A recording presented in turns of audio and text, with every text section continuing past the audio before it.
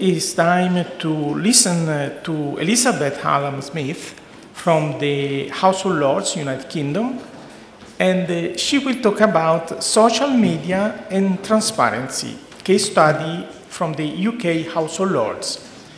Thank you, Elizabeth. The floor is yours. Thank you very much. Good afternoon, colleagues.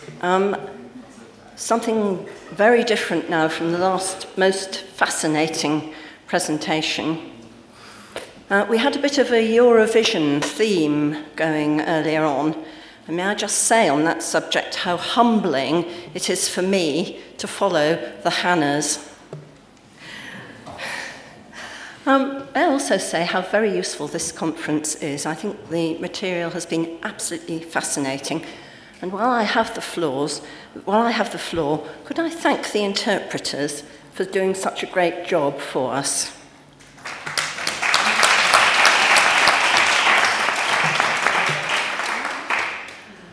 Yesterday, at the start of the conference, the second Deputy Speaker of the Spanish Senate challenged us to bring our parliaments closer to the people.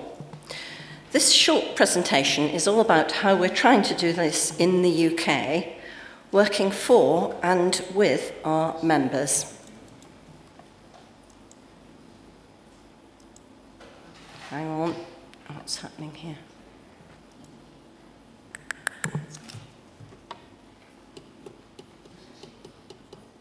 It's gone too far.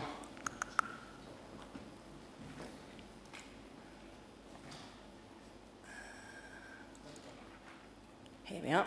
Good. First of all, some context about the UK Parliament. The House of Commons has 650 MPs who are elected. The House of Lords has around 800 members who are mainly appointed.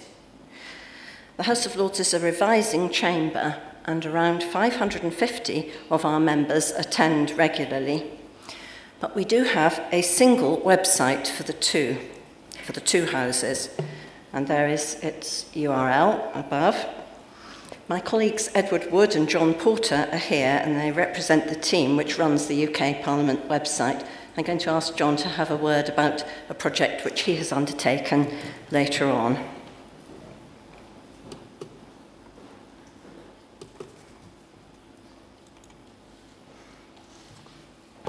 In the UK Parliament, we've been using social media for some time, such as YouTube, Flickr, and blogs. And here's our UK Parliament Twitter feed, which gives news and business highlights for the Parliament as a whole. This has more than 73,000 followers built up over 3 years. Our web team runs online consultations. This is an example of one which was member-led, involving a high-profile Conservative minister. I'm going to ask John Porter, my colleague, to say a little bit more about this in a minute. But within this context, the members of the House of Lords have a real challenge in connecting with the public.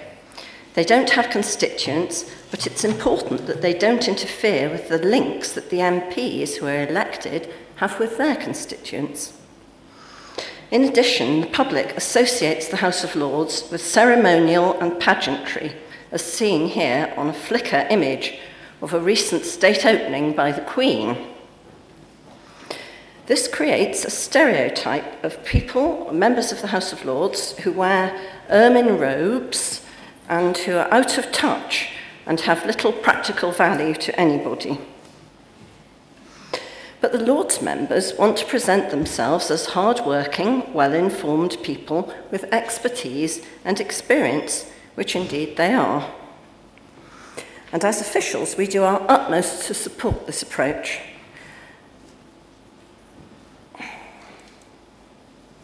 And here is a recent redesign of the House of Lords landing page, which tries to demystify the House of Lords. Now, an added complication for us at the moment is the issue of reform of the House of Lords. Now, I don't know how many of you have been following the saga of the reform of the House of Lords, but suffice it to say that it's been under discussion for 100 years, and it's now being discussed once again. And this is leading to a rather febrile, excited and tense atmosphere in Parliament. But we need to continue to keep our communications about the House neutral, objective and factual. We have found that Twitter is an excellent medium for keeping the public informed about the work of the House and its chamber and committees. And since September 2011, a small team in the House of Lords has been tracking the business of the House and tweeting about the highlights. It has about 9,000 followers, and with retweets, we're reaching more than 12,000 people. We're now working on strategies to broaden this reach further. On the back of this Twitter feed, we've launched a forward-looking bulletin newsletter, which is themed by subject, and it's aimed at the public. It explains what the House is doing and is about to do during the next week. We link from this bulletin to our press releases on our media hub. And these press releases cover debates and reports of select committees. The press releases feature quotes from the members themselves who are leading on the events. So next, how can we involve the public?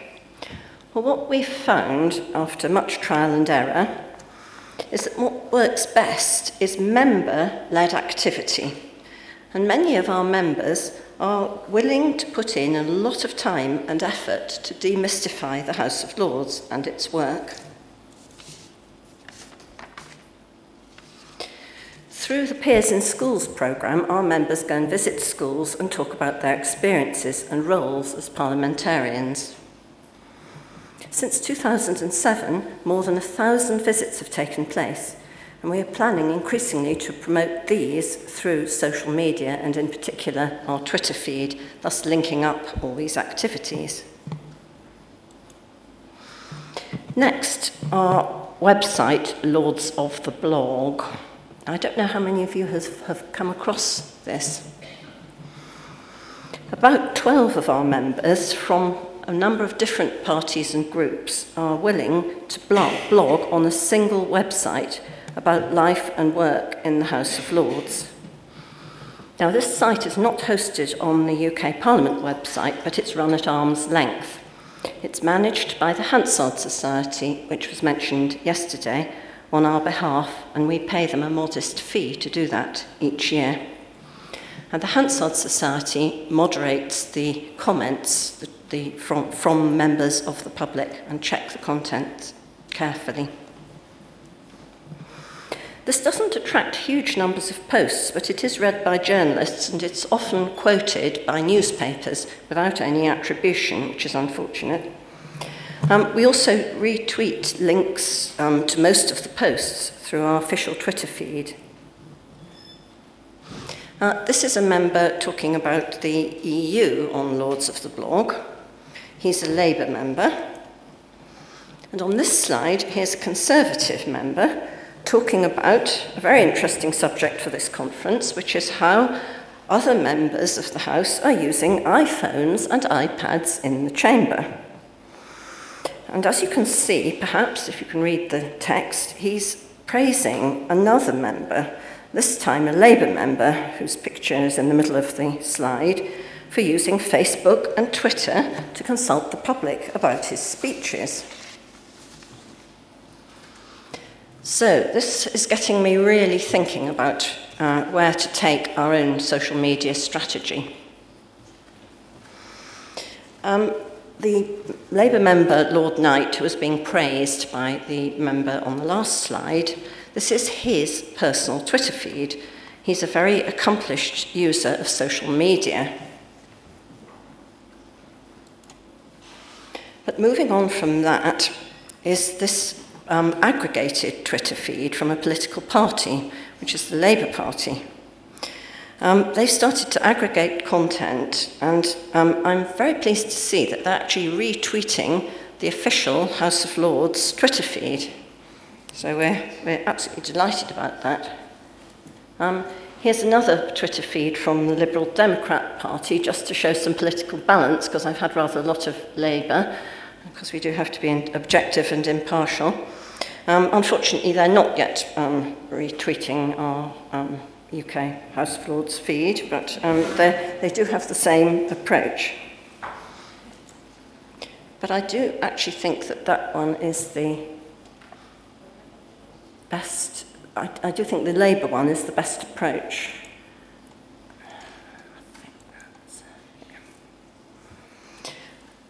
So where do we go next? How can we build on this, I think, very clever approach from the members? Our members want us to do more with social media. They're very keen on Lords of the Blog, but that is only one channel.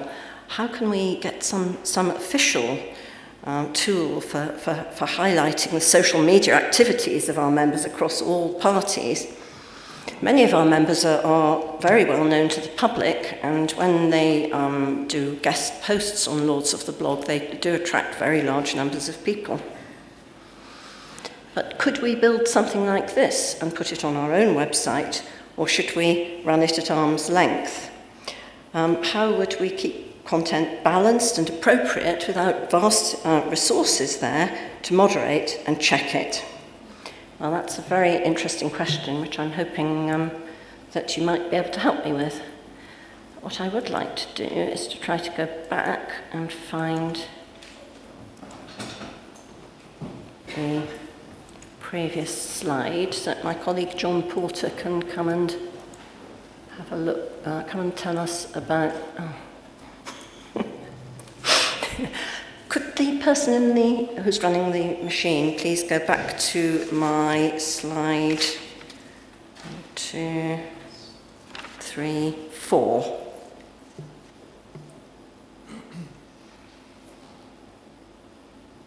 Thank you very much. May I invite my colleague John Porter just to come down and tell us a little bit about this initiative that he ran on behalf of a House of Commons member, an MP. Oh, yes. Connecting with the public. Thank you. Okay, my name's John. I'm also from the UK Parliament. I'm from the House of Commons. I'm a web editor and I work mainly with House of Commons select committees. I'm going to tell you very briefly about a pilot project we ran using Twitter to harvest questions for a select committee hearing with a minister. So what happened was the clerk and administration staff of the Education Committee got in touch with me because their members, specifically their chair, had come to them and said, we want to use social media, but they had no idea what they wanted to use it for or even what it was, really.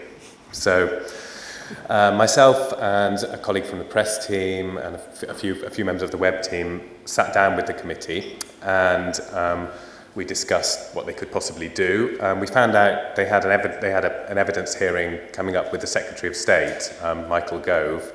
So we came up with a plan to use Twitter, to use specifically the UK Parliament account with its 75,000 followers, to attempt to crowdsource some questions for the MPs to then subsequently put to the Minister during the evidence hearing. And to do this, we came up with the hashtag #AskGove for Ask Michael Gove, the Education Minister. And what we did, purely as a pilot project to see how it worked, a week before the evidence hearing with the Minister, we put out a tweet from the UK Parliament channel along the lines of, what do you think the Education Committee should ask the Secretary of State? Submit your questions by Friday using the hashtag #AskGove, with a link to a story on our website explaining what we were trying to do and that a sample of the questions would be used by the MPs during the evidence session. Okay. And this tweet, I wouldn't say it went viral, but it was retweeted a lot more than we thought it would be. The education unions picked up on it, the BBC ran a story on it and retweeted it themselves. And in the end, over the course of a week, we had, including various retweets, we had around 5,000 responses, the majority of which, I'd say 90%, were sensible. Okay? There were 10% which we could write off straight away, but 90% of the responses we got were completely sensible and would have been appropriate questions during a committee evidence session with the minister. So we collated these tweets into an Excel spreadsheet using an online tool called Search Hash, which we used every day to collate this spreadsheet and build up these 5,000 tweets. We organised them thematically and then sent them back to the committee staff. One of the committee clerks then spent one frantic night organising all these tweets into a brief for the members, and the members themselves were sent about 40 questions that had come from Twitter that were representative of what the public had been asking.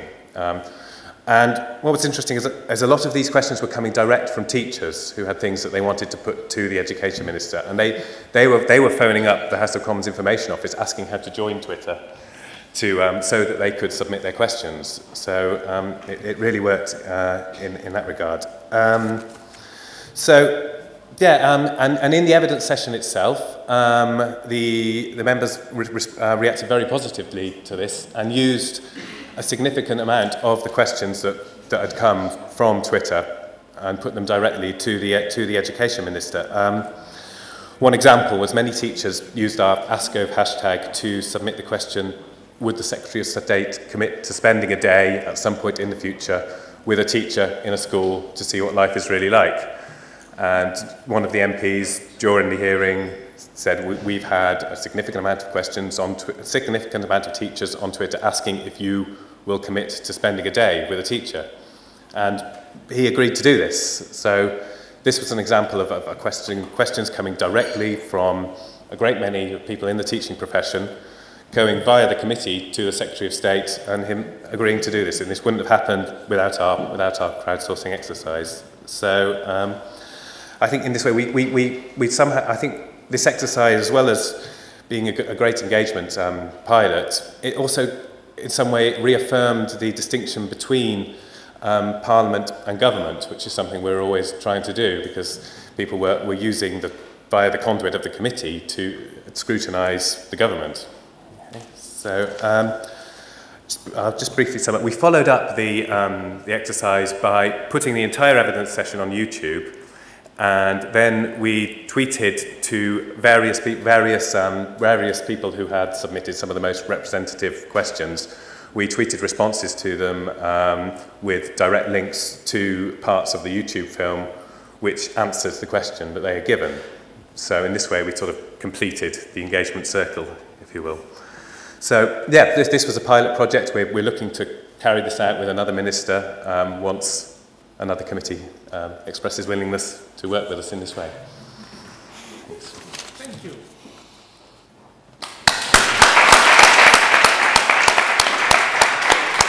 Thank you very much. A very interesting presentation. Yes, now questions, please, Mauro.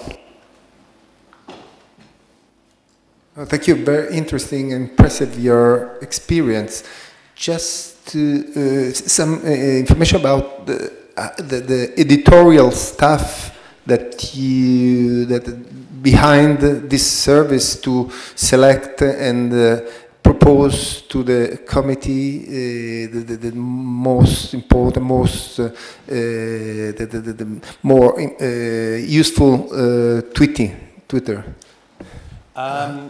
Yes. Well, what we did was as I said, we thematically arranged the tweets that came in, and they broadly fell into a number of distinct themes. There were about 6 or 7 things, and it was then the committee clerks, the committee admin staff, who went through those and chose 1 or 2 specific questions from each theme, which they then put into a brief, which was sent out to members a couple of days before the hearing. And as part of that brief, for each theme, they put in, we had 200 questions on this issue.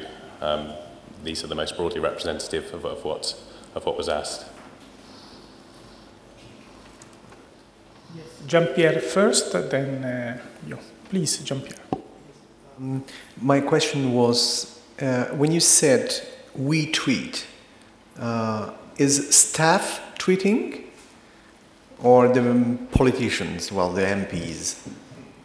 On the UK Parliament channel, it's staff tweeting on behalf. Our tweets from the UK Parliament channel are quite neutral and impartial and informative. We're not really, we're facilitating a discussion rather than contributing to it, I would say. So it is staff. The initiative, the idea came from the members, but then it was carried out by staff. Yes, please. Your turn. On the House of Lords Twitter feed, then it is run by the staff, but the members are retweeting it themselves on their party political sites, which I think is very encouraging, because they obviously think it's worth doing. Thank you. Now, your turn, please. I think that John's presentation is almost an answer to your question, which was, how do we feel about social media and the Parliament? And what I'm finding here is pretty much your very successful pilot is a proof of how much resource a Parliament needs in order to facilitate the public's participation through the web. Okay? In other words, the more that you want the public to participate, the more staff, the more hours, the more resources you need to be able to put into your website so that this will be successful. And my first question to you would be, if you had to quantify the number of man-hours in order to make this pilot a success, can you do that? Can you give me hours, cost, anything? I mean, it wasn't actually that resource intensive because the main amount of time spent was in the initial discussions as to what to do, how to use social media. Once we decided to use Twitter, it didn't take very long to come up with the wording of a tweet. We put that out, and then I would say over the course of a week, 3 to 4 hours from the web team. I'm not sure how long the committee spent actually going through all the tweets and putting them into a brief. But from the web team, it was only 3 or 4 hours because we put the tweet out and then we collated the results. And that was it? And then we wrote up a news story. Okay. If it was that little, then I'd say, wow, that's great, because then you can really do much more. What I did want to say was that when the Knesset researched blogs, running blogs or hosting blogs or anything of the sort by members of Parliament, we found that it would take too many resources to make sure that the members were not going outside of the borders of what would be allowed on their blogs on our site. So in the end, what we did was we encouraged the members of Knesset to open their own YouTube, their own Facebook, their own Twitter, and then we give a link to that because we just couldn't afford the resources to check and make sure that they were staying, playing by the rules. Okay. On the Lords of the Blog site, it has worked well because it is only quite a small operation, and the Hansard Society has done the moderation for us. But I feel somewhere there's some sort of, if you like, holy grail of some sort of public space where we could find a way of capturing certain tweets from all the members and other social media interactions with the public, which explain what they're doing in their work as parliamentarians. What I'm really looking for is a way where you don't have to put a huge amount of moderation in. And I'm wondering if there's a way of persuading the members themselves to cooperate and perhaps to feed into such a public space material which they've generated through their social media channels, but which they feel might be appropriate for that sort of activity. But I think this is fraught with risk. That's the trouble. I mean, I am a bit of a risk taker. Lords of the Blog was regarded as very much of a risk, and actually it's worked extremely well. But thinking about the Hannahs and taking a risk with consulting on their website, this is kind of in the same sort of space. But it's just a there's something very tantalising there. You know, we've got a lot of celebrities in our chamber. They have huge followings, and they have some really interesting things to say about their work as parliamentarians. So how can I grab some of the stardust and use it to promote our own organisation? That's what I'm really thinking about. Very interesting. Any other question? If not, we proceed to our last presentation by Anne. Yes.